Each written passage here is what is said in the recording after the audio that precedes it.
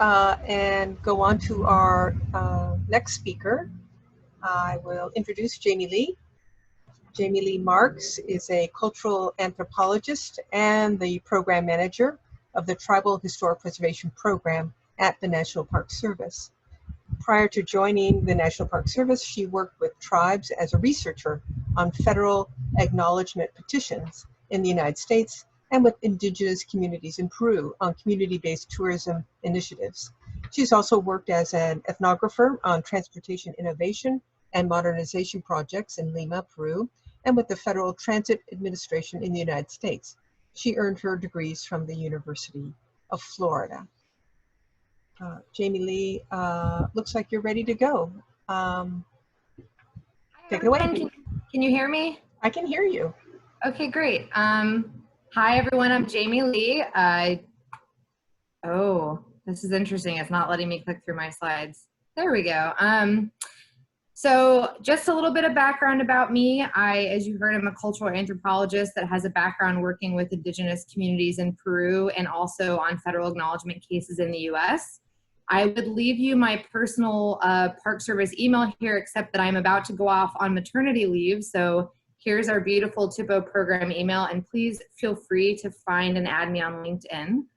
I am the manager of the Tribal Historic Preservation Program, and I have the distinct honor of getting to work with Mary Carroll in the Office of Tribal Relations and American Cultures, although I am headquartered in DC, which means I also get to work with Sarah, which is great.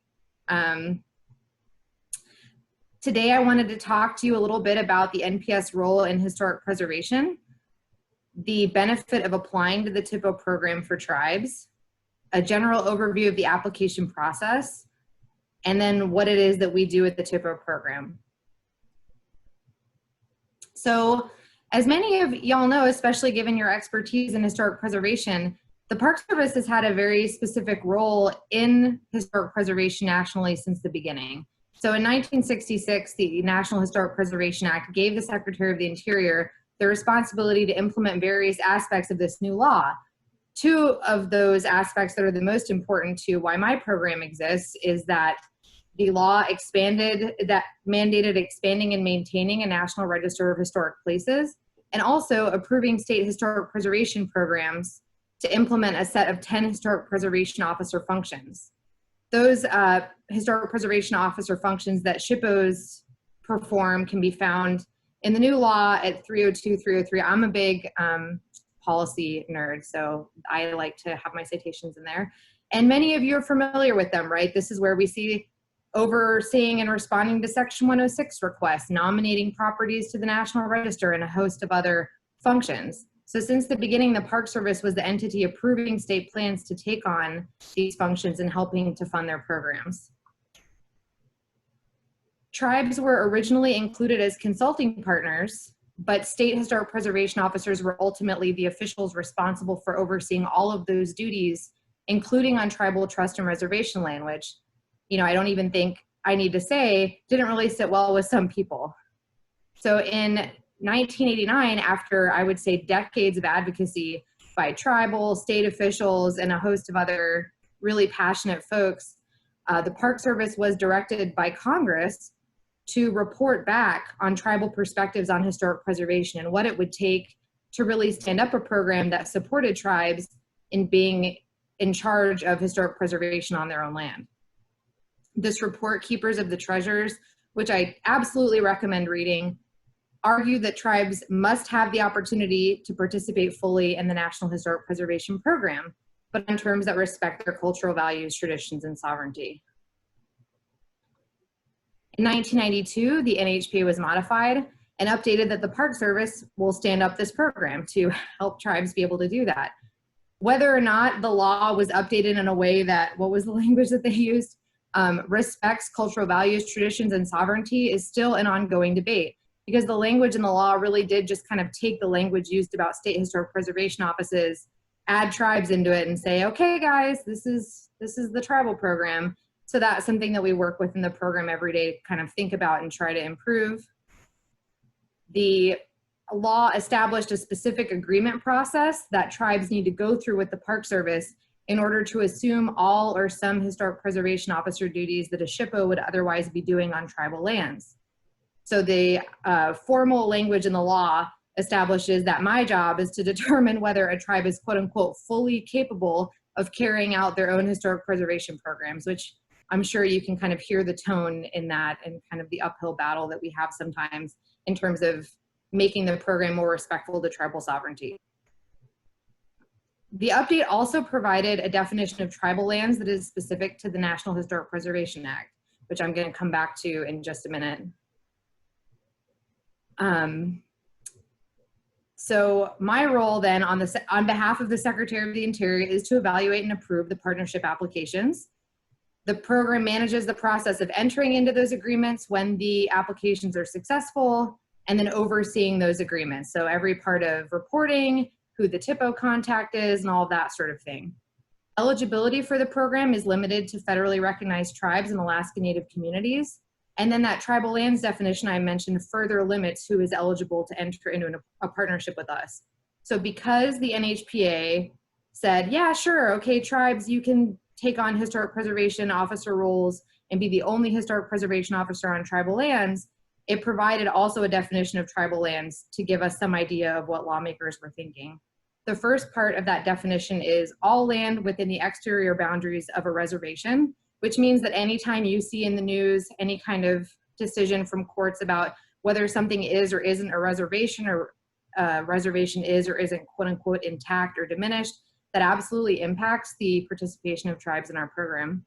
So if you're interested in land status and legal questions related to that, it's definitely an interesting area to work in.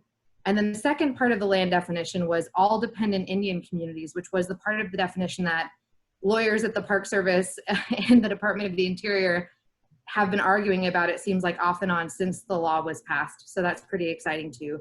So for now, that means we've interpreted it to mean all acres held in trust for the purposes of the tribe, external to a reservation, or some tribes that don't have what the United States would call a reservation have trust land that is tribal land, so they are eligible for our program.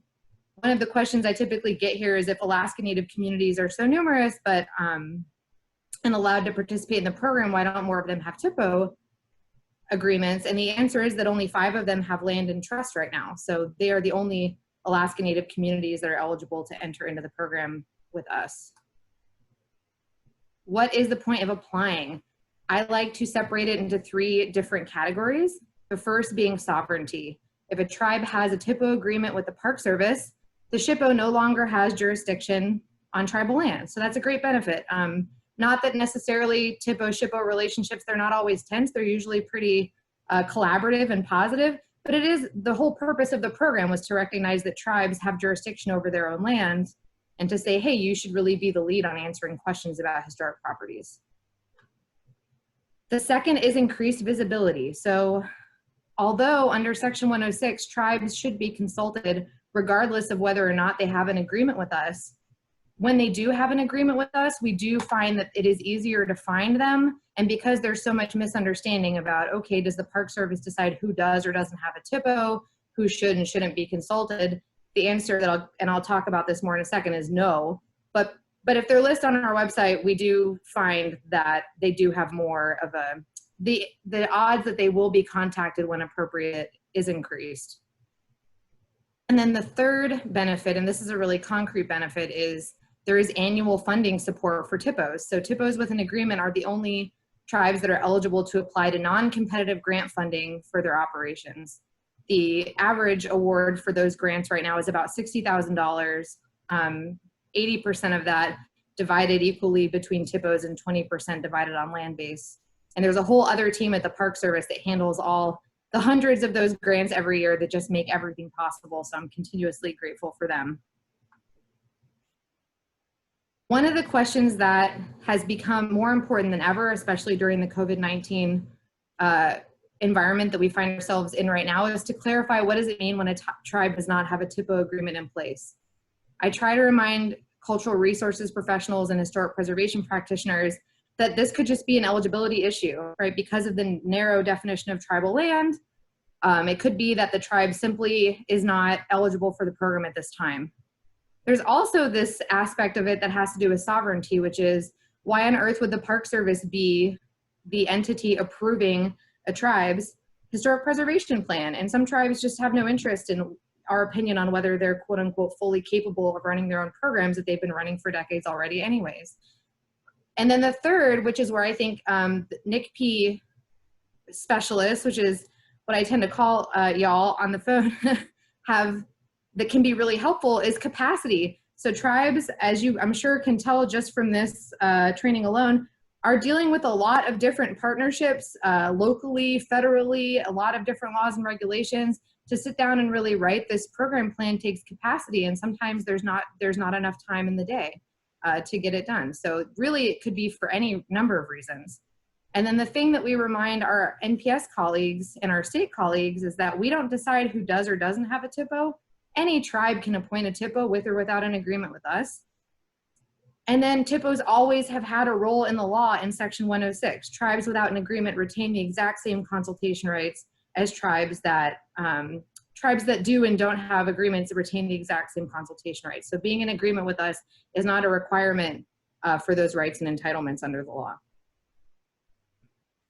A little bit about how our little program has grown here. So in 1996, we had 12 THPO agreements. And as of today, as of last week, I think, although COVID-19 is kind of a time warp for me, so maybe it was a few weeks ago, we have 200 THPO agreements. I have to give a major shout out here to Belladonna Ontiveros, who is a NCPE specialist with our office. Without her dedication and work, there's no way we could have ramped up to get to that number this year. So really grateful to this program and to everyone who's involved in it for making that possible. I'm gonna see if I have time. Do I have time, still have time to go through this, y'all? Yeah, right? Yeah, sure you do. Okay. So there are 3 parts of the application stages that tribes go through to enter into a THPO agreement. The first one is the internal review process. So typically an applicant contacts the Park Service to say, hey, I want to apply to a THPO agreement, what's involved? And in a perfect world, we could send them all sorts of materials to help them out. This usually takes 1 to 3 months of back and forth to get the application finalized. Why is that? It's because every single part of the application relates to some form of guidance, policy, or law, and it is our job in the program to make sure that everything that's said in it is compliant with existing law and policy. So it is a very intensive review and usually requires a lot of back and forth. Once the program agrees that the application is complete and compliant, we send it out for external review to tribal partners, state historic preservation offices, the Advisory Council on Historic Preservation, and work as a liaison between the commenters and the applicant if there are any questions. This is a 30-day period of time. And then after that, we use the application to draft a memorandum of agreement for review by tribal leadership and hopefully legal counsel as well. And revisions are negotiated back and forth until an agreement is finalized. Then if everyone's happy, tribal leadership signs the agreement, the director signs the agreement, and it goes into effect immediately. So one of the other things that's really important for y'all to know about THPO operations is that this part that we see in the application is really just so small. What we see is how are you going to implement these 10 things that are written into the NHPA? That's all we can care about. And how are you going to implement them on tribal land? But when a tribe appoints a THPO, they can assign to them any number of job duties that they would like to. So typically, even though THPOs can have an office of 1, they might also be overseeing NAGPRA operations at their tribe. So even though the funding sources for NAGPRA and historic preservation funds must be separated, many THPOs are responsible for operating both and figuring out how to move around pots of money to sustain all of those operations. The other thing that we see is that THPOs tend to be in charge of, hey, this researcher wants to know about your tribe. Can you please do the work to make sure protocols are met? And be a liaison with the university or the federal agency that's asking to do ethnographic work related to your resources. Youth outreach also tends to be a big and important role in THPO offices, as well as, in this way, THPOs are operating in a condition much like SHPOs, where they're responsible to an administration, so a tribal government, and to the community. So you could see how a tribe with a department for economic development and a tribe with a department for tribal historic preservation could have disagreements sometimes about priorities, and how tribal leadership really makes a huge difference. And then of course there's the question of tribal land. Because of histories of removal in the United States, THPOs technically with their agreements and money are supposed to be focusing on tribal lands, but what if most of the lands you're interested in are lands from which you've been removed or moved otherwise? So balancing those priorities can be really difficult. By now, I'm like, you probably know all this already, but we manage this entire process. We create technical assistance resources for our applicants and for folks that work with THPOs. We serve as the official federal entity who provides contact information for THPO partners. And we update land and other information for our THPOs because any change in land base changes not only jurisdiction, but also grant amounts that tribes can get. We also serve in a liaison capacity to try to assist tribal historic preservation officers in their communications with other federal partners, state partners, things of that nature. Comment on draft policy and guidance regarding its impact on tribal historic preservation. So anything that goes around related to the NHPA, hopefully our program will get to comment on about how we anticipate it impacting our partners, and hopefully it will go through tribal consultation and comment as well. That would be ideal. And then we assist in general intergovernmental affairs relations at the National Park Service. So because we are a small team at headquarters, it's really just me, Mary Carroll, and our supervisor and the national team. We tend to get pulled into larger level things than I think we otherwise might. But that's one of the other things that's on our plate. NCPE and the THPP, we fully integrate our NCPE interns into the application review process. They see all of our applications and fully get to comment on them and kind of see the end result of that. Anyone who works with our program would be an incredible asset to a tribe applying for a partnership agreement because again, although the way tribes run their program is this unique, robust thing, what National Park Service needs to say or see on paper is really very narrow to the NHPA. So anyone who's worked on the back end could be a huge asset to working with a tribal partner to stand up a program. And then I think it's really important. I mean, this opportunity, again, thanks Julie and Paloma for the opportunity to connect with people that in the future will work with states, tribes, federal partners on historic preservation, just to get the word out. What does this program mean? What does it not mean? What are its limitations and challenges is really important to me. And then let me just get them all out here. There are so many wonderful program improvements that we've been able to make because of our NCPE specialists that are now just integrated into our program practice. So when new reviewers raise questions about our process, that improves the rigor of our reviews and we integrate it into our review process going forward. We've had new digital trackers for our applications, agreements, and more. We've been able to automatically share information with the National Register program because of our NCPE specialists. There's always innovative outreach solutions, ideas, and content coming from our NCPE specialists, and we've had them make our resources 508 compliant and accessible. I have to just again give a shout out to everyone who's worked with us. I mean, especially during the time of COVID-19, having new approaches to outreach has been more important than ever. So grateful for the program.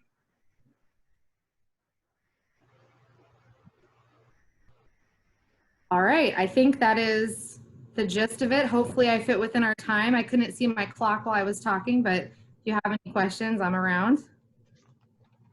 No, that's great. And I really appreciate the strong support for the NCPE interns, and I'm sure other interns that you get, and an explanation about how they contribute to the work that you do. I think for the most part, interns really appreciate the experience that they get, the networking relationships that they have, and the fact that they can contribute so significantly to the work that they do, that the Park Service does, is really magnificent. Great. I am going to share my screen, which might be here. And I'm supposed to share with everybody that Mary Carroll's Wi-Fi has gone out, but she's trying to reconnect. Oh. Yes, and I do apologize. I think my internet connection got a little weak there, and for some reason I could see everything, but I couldn't hear anything. It was just very frustrating. But we powered through, and I appreciate that so much. I'm not seeing any more questions, and it might be that we've worked through all the questions that came up earlier. I have here, the contact information for our speakers. And I'm sorry, Jamie Lee, I didn't realize you wanted to remain anonymous during this period. But oh no, people can contact me. I just don't want them know. to get mixed if I can't get back to them. Exactly, exactly. So do contact the other email address that Jamie Lee provided. And we are recording today. So if you want to rewatch, it will appear on NCPE's YouTube channel in the near future. And the YouTube channel for NCPE can be found under the National Council for Preservation Education. And I want to thank all of our panelists today for participating in this great discussion and for participating in the entire webinar series. All of our NPS participants and GSA too have been wonderful. It's been very exciting to have you all involved and willing to share your time and your expertise and answer questions from the attendees. Julie, this is Paloma. Can I jump in here? Of course you can. I have an ask of our attendees. Some of you I know have been able to join all 4 of our webinars. For some of you, this is the only one you've joined, and that's fine.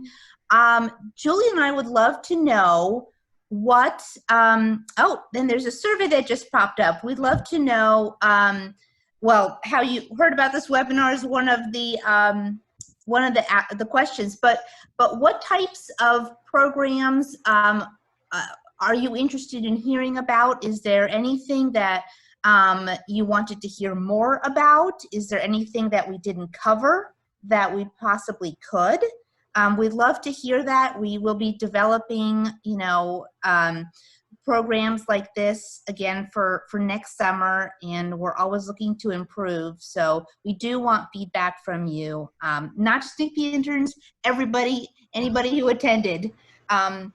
So Julie, do you want to explain the Q&A that you have up there? You mean the poll or? Poll, sorry. Yeah, right, okay, yes. There's so many options, but I did create a brief poll of a few questions just to ask people if they've attended or participated in webinars in the past, and asking for a little bit of information about them. I find that the polls on Zoom don't really allow for open-ended questions like the one that you posed, Paloma, but I'd be very interested, as Paloma would, in hearing about what else attendees would like to hear about. So please contact me, manager at Historic Urban Plans, Julie Johnson, or Paloma, Paloma Belasny at nps.gov. And let us know what else that you might be interested in hearing about in a webinar venue like this. We have access to wonderful professionals who can talk about a wide variety of issues in the cultural resources, historic preservation, and heritage conservation fields. And we'd love to be able to share that with you all. So, yes, thank you, Julie, and thank you to our panelists.